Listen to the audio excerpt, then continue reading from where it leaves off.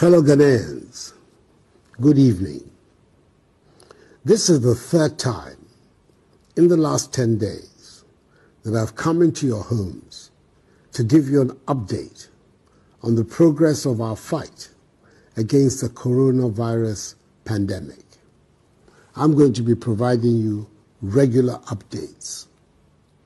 On Sunday, 15th March, I briefed you about the enhanced measures taken by government to deal with the virus, which has so far infected 19 persons in the country. Unfortunately, one person who tested positive for the virus but had serious underlying health complications passed away in the early hours of today. I'm reliably informed that all the other 18 persons are doing well and are responding to treatment. Indeed, 8 of them are being managed from their homes in isolation. I am deeply humbled by the widespread nature of the support from you, the Ghanaian people, for the measures I have taken so far. Let me also commend both sides of Parliament for the expeditious and responsible manner in which they handled the passage of the Imposition of Restrictions Act, to which I have given assent. This morning, I chaired the daily interministerial committee meeting on our coronavirus response to review the current position.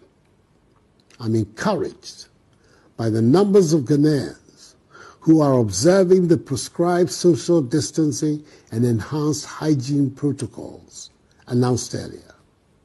However, it has become necessary to take additional measures to stem the spread of the virus and protect the lives of our people. We must do everything within our power to contain the spread of the virus. Firstly, all our borders, that is by land, sea, and air, will be closed to human traffic for the next 2 weeks, beginning midnight on Sunday. Anybody who comes into the country before midnight on Sunday will be mandatorily quarantined and tested for the virus. This closure will not apply to goods, supplies, and cargo. Secondly, the Ministry of Health will not only step up its contact tracing efforts, but will also see to it that all persons who have been identified as having come into contact with infected persons are tested for the virus. More personal protection equipment are being procured to beef up supplies for our frontline health workers. 50,000 additional test kits have been ordered and are expected in the country very shortly. Thirdly, the Ministry of Health is mobilizing new and retired healthcare professionals to augment our preparedness in dealing with the possible surge in infections. It is heartening to hear of the numbers of retired healthcare professionals who have stepped forward to offer their services.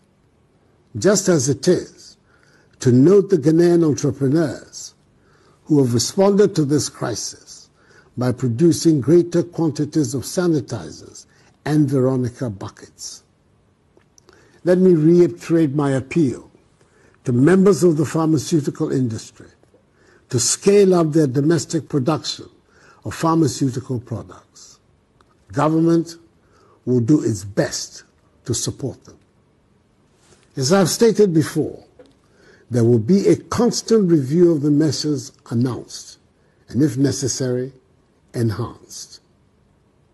Fellow Ghanaians, the cases of localized infections require that we maintain strict self-discipline and continue to practice prescribed social distancing and enhanced protocols in all aspects of our daily lives.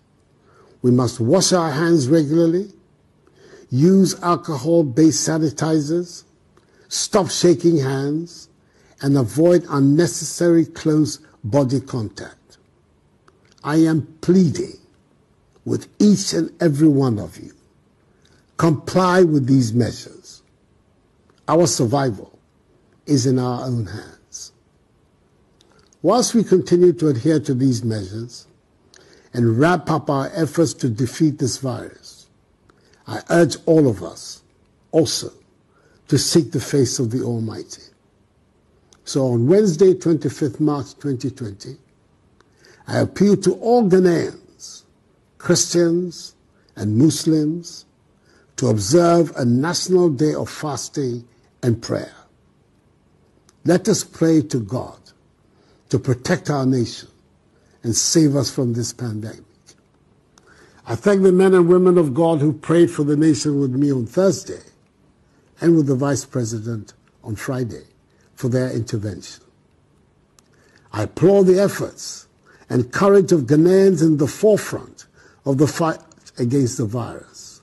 Health workers, immigration officials, customs officials, civil aviation officials, airport staff, port health officials, police and military personnel, and other essential service providers for this yeoman's work you're doing. Our nation is deeply in your debt. Fellow Ghanaians, all the government is doing is intended to achieve 5 key objectives. Limit and stop the importation of the virus. Contain its spread. Provide adequate care for the sick. Limit the impact of the virus on social and economic life. And inspire the expansion of our domestic capability and deepen our self-reliance. There are obvious difficulties ahead of us, and we should all brace ourselves to face them. I will be transparent with you and not shirk from sharing with you the realities of our situation. But I am determined to take whatever steps are necessary to safeguard our society, our economy, and our future. I remain confident that together and by the grace of God, we shall overcome. This too will pass. May God bless us all in our homeland, Ghana, and make us great and strong. Have a good night, and I thank you for your attention.